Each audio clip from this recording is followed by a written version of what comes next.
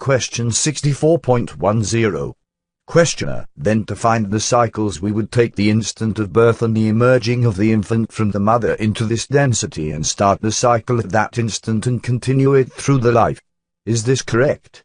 Answer: I am Ra. This is mostly correct. It is not necessary to identify the instant of birthing. The diurnal cycle upon which this event occurs is satisfactory for all but the most fine workings. Question 64.11. Questioner: am I correct in assuming that whatever magic the adept would perform at this time would be more successful, or, shall we say, more to his design than that performed at less opportune times in the cycle? Answer: I am Ra. This cycle is an helpful tool to the adept, but as we said, as the adept becomes more balanced, the workings designed will be dependent less and less upon these cycles of opportunity and more even in their efficacy. Question 64.12. Questioner: I have no ability to judge at what point the level of abilities of the adept would be reached to be independent of this cyclical action. Can you give me an indication of what level of adeptness that would be necessary in order to be so independent? Answer: I am Ra. We are fettered from speaking specifically due to this group's work, that to speak would seem to be to judge. However, we may say that you may consider this cycle in the same light as the so-called astrological balances within your group, that is, they are interesting but not critical. Question 64.13. Questioner: thank you. I read that recent research has indicated that the normal sleep cycle for entities on this planet occurs 1 hour later each diurnal period, so that we have a 25-hour cycle instead of a 24-hour cycle. Is this correct? And if so, why is this? Answer: I am Ra. This is in some cases correct. The planetary influences from which those of Mars experience memory have some effect upon these third-density physical bodily complexes. This race has given its genetic material to many bodies upon your plane. Question 64.14. Questioner: thank you. Ra mentioned the ones, name, and name in a previous session. These are members of what we call our medical profession.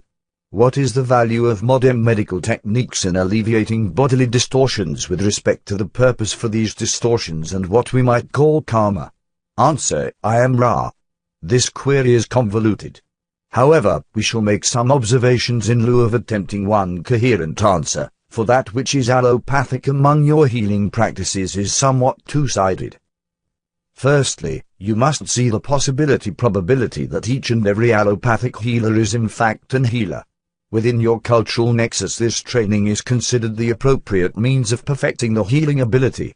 In the most basic sense, any allopathic healer may be seen to, perhaps, be one whose desire is service to others in alleviation of bodily complex and mental-emotional complex distortions, so that the entity to be healed may experience further catalyst over a longer period of what you call the life.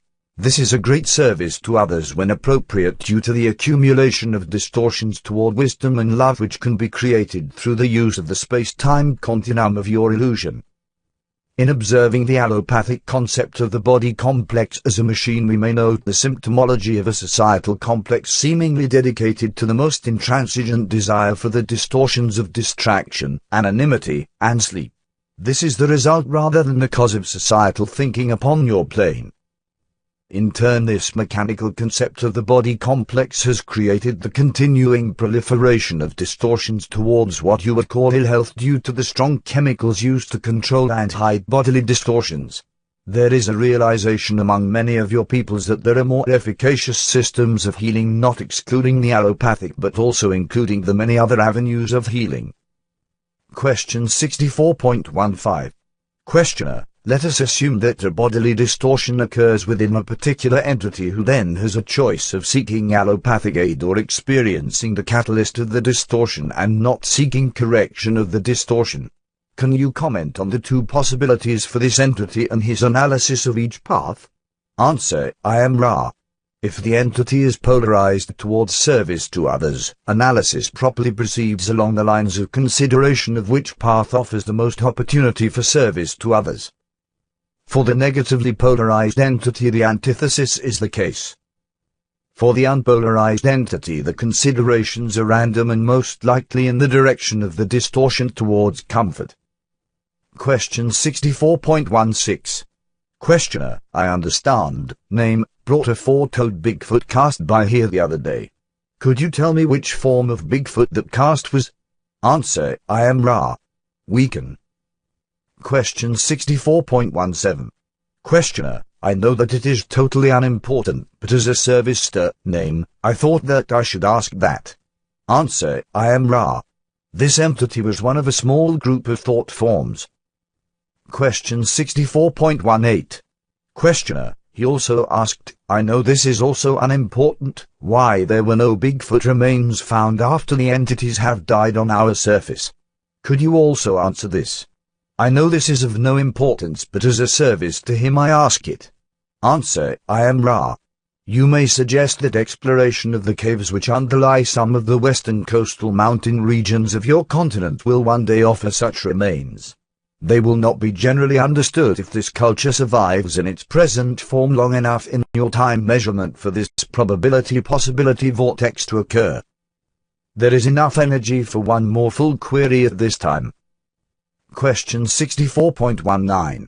Questioner: In the healing exercises, when you say examine the sensations of the body, do you mean those sensations available to the body via the five senses or in relation to the natural functions of the body such as touching, loving, sexual sharing, and company, or are you speaking of something else altogether? Answer: I am Ra. The questioner may perceive its body complex at this moment. It is experiencing sensations. Most of these sensations, or in this case, nearly all of them, are transient and without interest. However, the body is the creature of the mind. Certain sensations carry importance due to the charge or power which is felt by the mind upon the experience of this sensation. For instance, at this space-time nexus one sensation is carrying a powerful charge and may be examined. This is the sensation of what you call the distortion towards discomfort due to the cramped position of the body complex during this working. In balancing, you would then explore this sensation. Why is this sensation powerful? Because it was chosen in order that the entity might be of service to others in energizing this contact. Each sensation that leaves the aftertaste of meaning upon the mind, that leaves the taste within the memory, shall be examined. These are the sensations of which we speak. May we answer any brief queries before we leave this instrument? Question 64.20. Questioner: Is there anything that we could do to make the instrument more comfortable or to improve the contact? Answer: I am Ra. Continue to consider the alignments. You are conscientious and aware of the means of caring for the instrument in its present distortions having to do with the wrists and hands. As always, love is the greatest protection. I am Ra. I leave you, my friends, in the glorious love and joyful light of the infinite Creator.